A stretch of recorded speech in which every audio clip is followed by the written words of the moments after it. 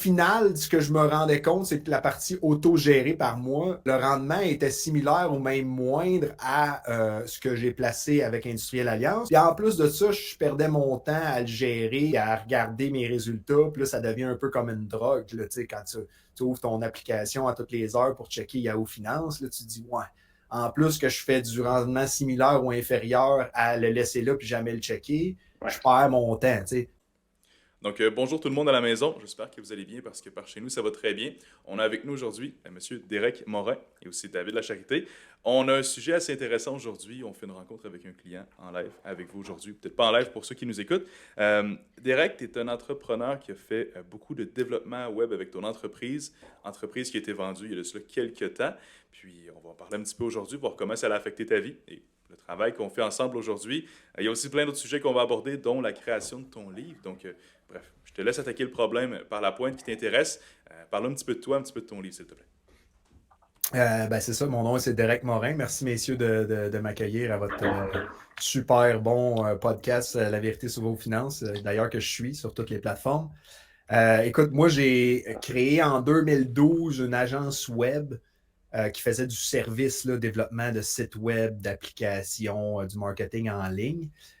Puis comme bien des compagnies, des petites PME au Québec, on était toujours à la merci des clients. Tu vis sur le prochain contrat. Tu n'as pas vraiment une entreprise comme tu t'achètes plus une job autre qu'autre chose. Puis le livre que j'ai écrit, c'était justement le passage de une compagnie de services à une compagnie de produits qui a des revenus récurrents, qui a une stabilité d'emploi, mais aussi une stabilité de revenus dans le but de la vente. Fait que dans le fond, c'est ce que je raconte, c'est notre histoire, mais c'est aussi comment, en 5 étapes, quelqu'un d'autre qui a une entreprise de service qui est jugée comme non vendable pourrait suivre la même marche que nous et vendre sa business à un prix le plus alléchant possible. OK. Puis toi, ça s'est fait sur un laps de temps relativement rapide. Tu as commencé en 2012. Ouais, c'est ça. Dans le fond, on a commencé en 2012, mais quand j'ai voulu comme faire cette transition-là, ça, tout s'est joué en presque 24 mois. Là. En fait, la première étape que j'avais fait, moi, c'était de racheter un de nos partenaires parce qu'on était trois. Fait que ça, c'est comme la première étape du livre, d'augmenter le plus possible son skin in the game, comme on dit en anglais. Puis je pense que c'est quelque chose aussi que vous parlez souvent au niveau de la finance.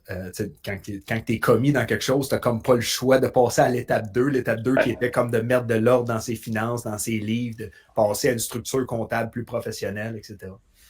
OK, Puis parfait. pour toi, Derek, qu'est-ce que ça a changé de mettre ça quand tu dis mettre de l'ordre dans tes finances et tout, parce qu'au final, j'imagine, ce que j'en comprends, c'est que ça a été le game changer pour toi là, pour la vente de ton entreprise, c'est bien ça?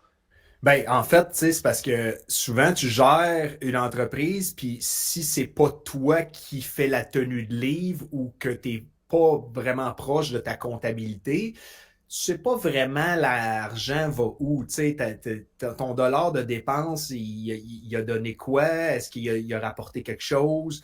Puis, à la limite, je te dirais, sans exagérer, je m'en foutais un peu. Parce que moi, j'étais là, tu sais, moi, j'ai une job dans l'entreprise, faut que je livre les projets des clients quand on faisait du service. Fait que, tu sais, le reste, là, qui paye le loyer, comment ça coûte, tout ça, tu sais, t'as tellement de jobs qu'une année, tu sais, c'est comme un peu le syndrome de l'artiste qui fait, exemple, je sais pas moi, des toiles. Ben, tu sais, tout le reste, ça ne l'intéresse pas vraiment, les chiffres. Lui, il est là pour créer. Nous, Ouais. l'art qu'on créait, c'était, mettons, un site web. Ben, le reste, c'est comme je prenais pas vraiment mes responsabilités, je m'en foutais un peu. Puis ça a donné ce que ça a donné, c'est-à-dire jusqu'en 2020, au niveau comptable, l'entreprise, elle valait rien. Là. Mon comptable m'avait dit, t'as-tu pensé comme tirer à la plug puis faire de quoi d'autre? Trouve-toi une job, là, tu vas faire plus d'argent. Parce qu'au final, on pensait qu'on faisait du profit, mais on faisait du profit parce qu'on se payait pas vraiment.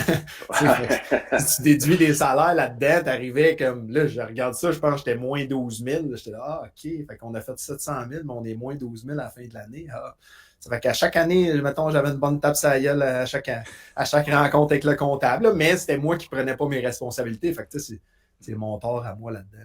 Ben, le parallèle est quand même bon aussi, je pense, avec monsieur, madame, tout le monde, avec leurs finances personnelles quand même, parce que, tu Mais sais, on est trop occupés, les enfants, la job, tu sais, ce que toute la vie nous amène, que souvent les finances, c'est pas un sujet de, premièrement, qui nous passionne, puis, tu sais, souvent, on tasse ça, on pèle ça, on pousse ça en dessous du divan, comme on dit, là, c'est la poussière en dessous du divan, là, mais le parallèle peut s'appliquer un peu aussi pour ben, ceux qui nous écoutent, là, quand même. oui, puis tu sais, j'ai des gens qui ont lu le livre, qui n'ont pas d'entreprise, qui ça a été comme mes bêta-lecteurs, puis qui ont dit, crème, ça, je peux appliquer ça à ma vie personnelle, à mes finances. Tu sais, je veux dire, d'augmenter ton implication financière, que tu aies une business ou non. Si tu es commis dans quelque chose, tu n'as pas le choix que ça réussisse. Tu as beaucoup à perdre. T'sais, plus tu as à perdre, plus tu cares, on dirait. Puis après ça, de mettre de l'ordre dans son système personnel comptable ou dans ses chiffres, ou du moins de connaître ses chiffres, ça c'est déjà la première étape. Mais ça s'applique à monsieur, madame, tout le monde. Puis moi, je m'étais comme développé un petit jeu que j'ai appelé le jeu pur. Chaque lettre avait une signification. P pour profitable, U, je me demandais toujours est-ce que c'est utile, R, est-ce que je peux le remplacer, puis E, c'était comme je peux rien faire, que ça reste égal. Mais bref, moi, je jouais à un jeu, je m'imprimais mon bilan mensuel, puis je m'écrivais des lettres avec des symboles, puis qu'est-ce que j'ai à faire pour le mois prochain. Fait que moi, en étant comme un peu gamer, ça a été comme ce qui m'a donné une certaine passion pour mes chiffres, du moins de m'en soucier, puis c'est ce qui m'a amené à les améliorer de mois en mois. Mais sans ça, tu sais, comme je te dis, comme je disais plus tôt, je m'en foutais un peu jusqu'à temps que, OK, là, je développe un petit jeu, j'aime ça. Là, j'ai encore plus un skin in the game, donc il faut encore plus que j'améliore mes chiffres. Puis, c'est ça. C'est un peu ça mon cheminement. Ah, c'est super ça. Et ça. Fait que là, ton livre sort sur Amazon le 17 avril prochain. Parle-nous-en, que le nom c'est Fin heureuse, c'est ça? Oui, exactement. Ça va s'appeler Fin heureuse. Merci de la plug. Le 17 avril, ça va être sur Amazon en version électronique, en version papier et en version audio sur Audible. Okay. Le livre s'appelle Fin heureuse. Le sous-titre, c'est De vendre son âme à vendre son entreprise 5 millions en 24 mois. Ça résume pas mal ce que c'est le livre, donc la transition entre services et produits. Puis c'est assez simple à lire, ça utilise un langage vraiment simple, franc-parler. C'est moi qui parle au lecteur. Sans prétention, je dis voici ce que nous on a fait, où est-ce qu'on s'est planté, où est-ce que ça a marché, voici ce que je te conseille. Puis c'est un peu ça. Faut que je te demande, sur Audible, excuse-moi Dave, est-ce que c'est toi qui fais la narration? Oui, j'essaye ça justement avec mon beau petit micro que j'ai là. C'est vraiment difficile de lire quelque chose, d'essayer de mettre de l'émotion. Tu sais, justement, avant de vous parler, j'ai lu un chapitre, puis tu sais, j'essayais de faire des rires ou des exclamations. Ou, tu sais, quand dans le livre, ça commence, puis il y a un dialogue avec le comptable, mais là, j'étais là, je change-tu ma voix ou je parle normalement? En tout cas, c'est plein d'apprentissage. Moi, j'aime ça, apprendre des nouvelles choses. C'est un projet que je trouve le fun. Est-ce que je suis le meilleur lecteur sur la planète? Pas en tout, je pense pas, mais au moins, je sais pas, quand moi je consomme un livre audio, j'aime bien que ça soit l'auteur qui l'écrit. C'est sûr que ça sera pas la narration, ça sera pas Matthew McConaughey qui parle avec l'émotion à chaque phrase. Mais en tout cas, on essaye le mieux qu'on peut. Je pense que dans nos finances, c'est la même affaire. Yes. T'allais dire quelque chose? Ben oui, en fait, j'apportais une liaison parce que, bon, je reviens à nos moutons un petit peu. Tu sais, toi, Derek, ça a été, je veux pas une nouvelle, on pourrait dire ça, une nouvelle approche parce que ce qu'on en a compris, c'est que, tu sais, suite à la vente de ton entreprise, tu as quand même hérité d'un bon montant. Je sais que tu n'étais pas tout seul là aussi là-dedans. Dans ce projet-là. Parle-nous un petit peu de ton après-vente de business. Dans le fond, une fois que tu as reçu le montant, ça a été quoi ton thinking? Parce que, tu sais, pour les gens qui nous écoutent, tu sais, que ça soit une assurance vie, une succession, tout ça, ça peut arriver là, de gagner à la loto, comme on pourrait le dire. Qu'est-ce qu'on fait quand on reçoit une telle somme? C'est quoi notre thinking? Ça a été quoi ton chemin? Puis, si tu avais des moves à faire, est-ce que tu reviendrais en arrière? Ouais, c'est une longue question. Je vais essayer d'y répondre le mieux possible. Première affaire que tu fais, je pense, tu prends un screenshot du montant dans ton compte de banque parce que ça, c'est un moment que tu vas toujours te rappeler. D'ailleurs, je te l'avais envoyé. Dave, full disclosure, c'est mon conseiller financier. On était clients ensemble avant que j'aille de l'argent. Même quand j'étais pauvre, il m'a supporté là-dedans. Fait que c'est ça. Moi, j'ai reçu, je pense que c'est bon de dire les chiffres. Là, après impôt, il me restait 2,2 millions au personnel que j'ai pu retirer. Parce qu'il faut comprendre que quand on a vendu pour un petit peu plus que 5 millions canadiens, donc là, tu es imposé sur, la compagnie est imposée sur ce gain en capital-là. Puis après ça, si tu le retires, ben là, tout dépendamment de c'est qui tes partners, où est-ce que tu es dans le monde, puis là, au niveau fiscal. J'ai été chanceux, j'ai eu plusieurs allègements fiscaux, entre autres parce que mon partenaire était et est roumain. Donc, il y avait plusieurs allègements fiscaux que lui n'avait pas le droit parce que c'est pas un Canadien que j'ai pu prendre, moi. Fait que c'est une situation assez particulière parce que sinon, j'aurais eu beaucoup moins d'argent que ça. J'ai vu les comparatifs, puis on parle de plusieurs centaines de milliers de dollars de différence. Là. Fait que c'est ça qu'après, moi, j'ai vendu en octobre 2022. Pour ceux qui sont investis à la bourse, si vous vous rappelez, c'était pas mal le creux de la descente de 2022. Là. En fait, la transaction s'est conclue le 19 novembre 2022. Mais je pense que le Nasdaq est en bas de 10 000 points. Là, il doit être à 16 000 quelques. Fait que, il y a quand même une méchante différence. Je savais que si j'investissais un bon montant, j'avais des bonnes chances que ça remonte. Là. C'est comme quand tu vends ta maison au creux, tu rachètes au creux. Quand tu vends au top, tu rachètes au top. Fait que, en ayant certaines connaissances, puis en étant bien entouré par David, c'est sûr que j'étais plus confiant à investir. Puis, dans le fond, tu me demandais qu'est-ce que je ferais différemment. C'est sûr que j'aurais sûrement investi plus, mais là, c'est comme dans n'importe quoi. Je pense que tout le monde. Ah, ben là, le Bitcoin approche 70 000, j'aurais dû en acheter plus. Bon, c'est facile à dire. C'est ça. Mais j'ai quand même investi un très gros montant. Là. Je pense que j'ai mis dans un portefeuille de valeur puis d'indiciel, je dois avoir mis à peu près 75% de ce que j'avais fait de ma vente, là, ce qui est quand même énorme là, pour monsieur, madame, tout le monde. Je voyais que tout le monde allait dans des placements plus sûrs CPG. Moi, j'aime bien faire le contraire des gens, fait que j'ai mis ça un peu plus risqué. Puis c'est pas mal ça, mon parcours. Ça a été ça. Puis qu'est-ce qu'il a fait? Parce que toi, dans le fond, Derek, tu as quand même un background au niveau de la finance. C'est sûr, on est clients ensemble, mais tu fais quand même le portrait global de ton portefeuille. Tu t'en as mis placé tes pions un peu à gauche, à droite, en autogéré, en sous-gestion. Qu'est-ce qui t'a amené, dans le fond, à en placer là, avec nous, avec IA Groupe Financier? Ben, tu sais, moi, premièrement, j'aime bien comme diversifier, là, si on veut, même si c'est pas tant diversifié parce que la majorité de mes investissements suivent le S&P 500 ou le Nasdaq. Fait que, c'est pas, je veux dire, j'investis pas dans la monnaie au Venezuela, puis dans, la majorité de mes investissements sont quand même regroupés dans américains, là, donc c'est pas très diversifié, mais j'en ai placé un montant avec Industriel Alliance. Moi, je suis aussi en gestion privée avec Scotia. Fait que là, eux m'avaient proposé un portefeuille plus à dividendes, tout ça. Fait que moi, je laisse la chance aux coureurs, puis les résultats vont témoigner de où est-ce que je vais continuer à aller. Puis aussi l'approche client, puis tout ça.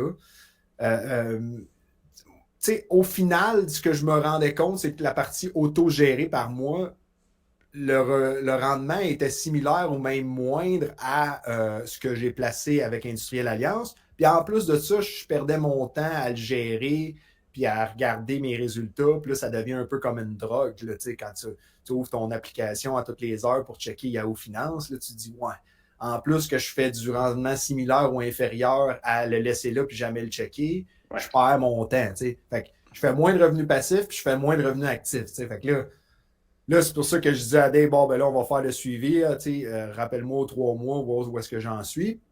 Là, finalement, je n'ai pas réinvesti encore parce que j'ai clairé mon hypothèque. Fait que là, c'est sûr que ça a été un move que j'étais bien content de faire juste pour bien dormir le soir. Est-ce que c'est le move le meilleur financier? Je ne sais pas, mais je suis rendu à un point dans ma vie que je fasse 2, 3, 4, 5% de plus, ça ne changera pas ma vie. Mais si je sais que ma maison est payée, ça la change parce que tu dors mieux pareil. Fait, au niveau psychologique, là, c'est un peu ça. Le bon placement, c'est souvent celui qui nous permet de bien dormir le soir, heureusement. Très bien dit, ça. C'est bien dit, Dave. Devrait écrire un Voilà. livre. Puis aussi un point que j'avais discuté un petit peu auparavant, les revenus passifs versus les revenus actifs. C'est quelque chose qui était vraiment dans ton vocabulaire. Est-ce que tu peux m'en dire un petit peu plus là-dessus? Ouais, ben en fait, tu sais, en consommant les réseaux sociaux, puis des vidéos d'investissement, puis tout ça, des bons ou des mauvais gourous, tu sais, on parle souvent de revenus passifs, puis j'ai comme l'impression que les gens focus pas seulement sur les revenus passifs, mais passent un temps excessif sur une genre d'obsession à je veux générer des revenus passifs, je veux faire de l'argent pendant que je dors.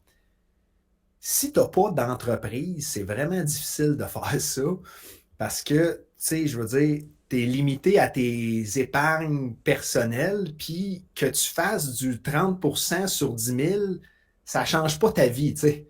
Là, c'est sûr, si tu fais du 30% sur 1 million, on parle de quelque chose d'autre, mais c'est rare les gens qui ont, je ne sais pas moi, plus que 100 000 d'investis ou de placés, puis là, ils se renseignent comment je peux faire du revenu passif, comment je peux faire du revenu passif, alors que de l'autre côté, ils ont un job qui gagne 60 000 par année, le revenu actif. Moi, je pense que la discussion devrait être beaucoup plus, pour la très grande majorité du monde, encore là, c'est mon opinion, devrait beaucoup plus être aligné sur hey, tes revenus actifs, là, ton temps là, que tu passes là, au travail, là, ben, qu'est-ce que tu fais et comment tu peux améliorer ça? Est-ce que tu peux te partir un business sideline? Est-ce que tu peux demander une augmentation? Est-ce que tu peux prendre une formation, te spécialiser encore plus et être encore plus indispensable? T'sais, tout ce que je vois, c'est peut-être mon feed à moi qui est comme pollué de revenus passifs parce que je suis dans l'investissement, je fais des placements et tout ça. Mais je trouvais que le discours qu'on a passe pas assez de temps sur le revenu actif, que tu as bien plus de rendement à faire là, versus le revenu passif. Puis ça revient à ce que je disais un peu plus tôt. Tu focuses tellement sur le revenu passif que tu perds ton temps pour un rendement égal ou inférieur ou faire un très mauvais move, très risqué dans une crypto ou un stock, penny stock ou whatever, qui va te faire perdre tout ton rendement pendant que tu aurais pu délaisser ça, confier ça à un professionnel ou investir indiciel ou peu importe, déliter ton application Yahoo Finance, jamais checker ça et focuser sur tes revenus actifs.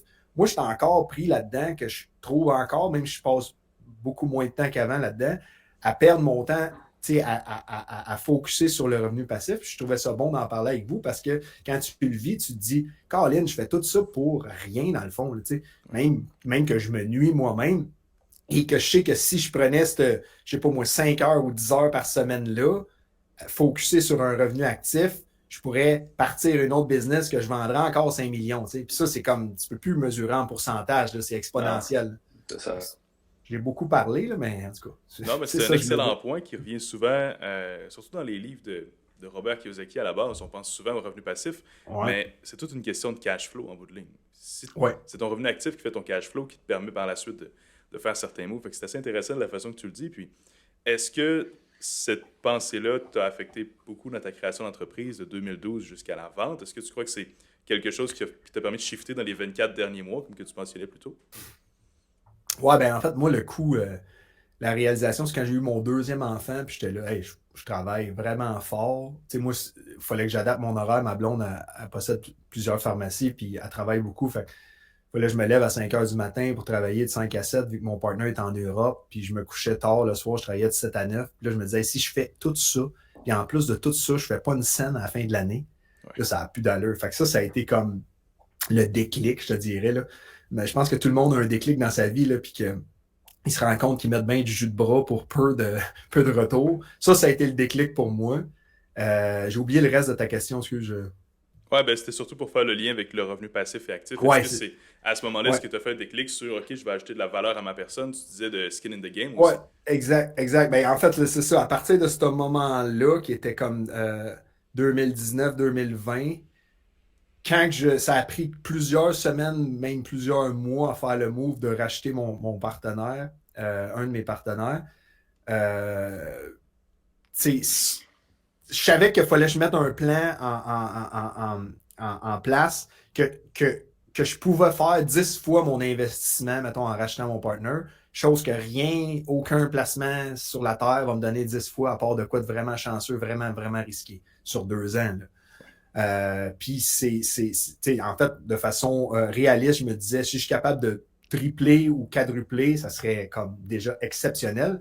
Finalement, j'ai fait x10, tu sais, même un petit peu plus. Fait que là, c'est sûr que quand tu vis cette transition-là, puis cette amélioration-là, puis ces retours sur investissement-là, c'est sûr que ton discours penche plus sur le revenu actif que sur le revenu passif. Mais je peux comprendre des gens qui sont dans une job qui sont comme pognés là, mais en même temps, je suis quelqu'un qui, je sais pas, je crois à l'amélioration continue, puis à la croissance, pas juste la croissance personnelle, style gourou, là, mais vraiment comme de toujours s'éduquer, de se rendre encore plus indispensable dans son travail.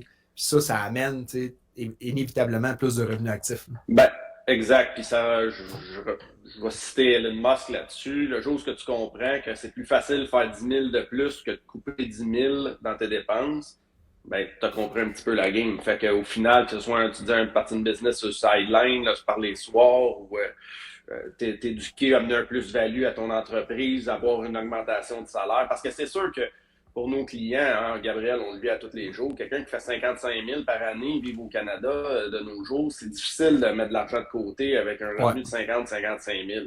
Fait que qu'est-ce que tu peux faire à ce moment-là? Ben, ça va être dur de couper les dépenses. À la place, essaie d'aller chercher 65, 70, 75 000 par année de salaire. Là, tu vas être capable d'aller te mettre peut-être un 8, 10, 15 000 pièces de côté pour que dans 7, 8, 10 ans, ben, tu vas être capable de te sortir un peu de ce bourbier-là dans lequel, cette mare-là dans laquelle tu es coincé, tout simplement. Ouais.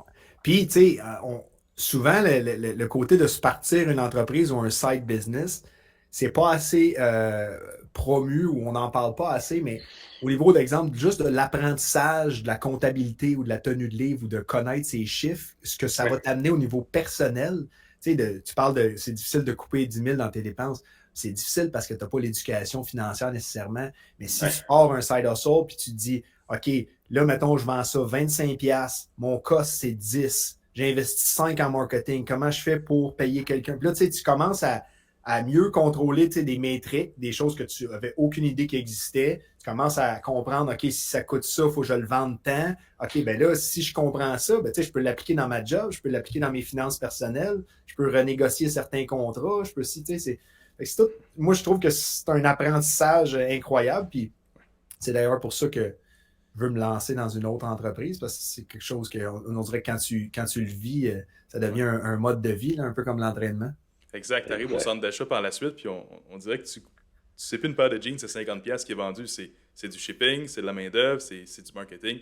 C'est plein de choses que tu peux avoir. C'est bien des marges, surtout une paire de jeans. Ouais. 50$, c'est pas cher. Là. Non, ben, on serait peut-être dû aller magasiner des jeans. Mais écoute, c'était vraiment intéressant.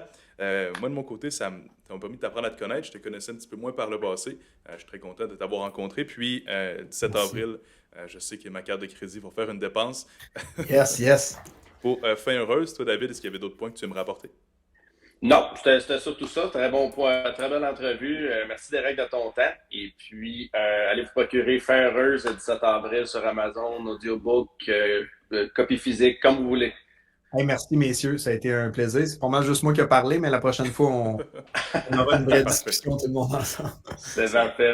Merci Derek. Au revoir tout le monde. OK, bye bye.